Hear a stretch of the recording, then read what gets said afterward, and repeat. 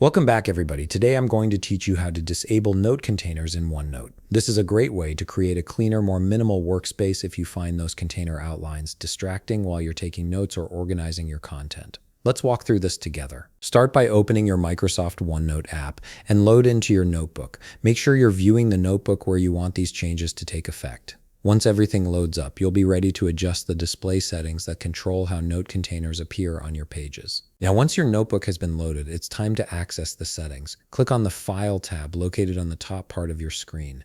This is where all your settings and tools options are located, giving you control over how OneNote behaves and looks. When you click File, you'll see the menu expands to reveal several options. Look for the Options section, which is located on the very bottom part of the menu, and click on it. This opens the door to all the customization features OneNote offers. Once you click Options, a small window labeled OneNote Options will appear on your screen. This is the hub for adjusting how OneNote displays and functions. From here, to disable note containers, look for the Display tab on the left side of the window.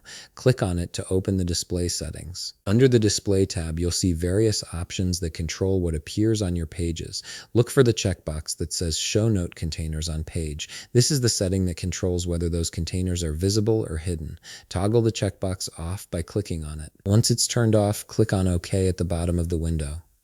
This will apply your changes and remove the note containers from your pages. And that's it. Your OneNote pages will now display without those container outlines, giving you a cleaner and more streamlined view of your notes.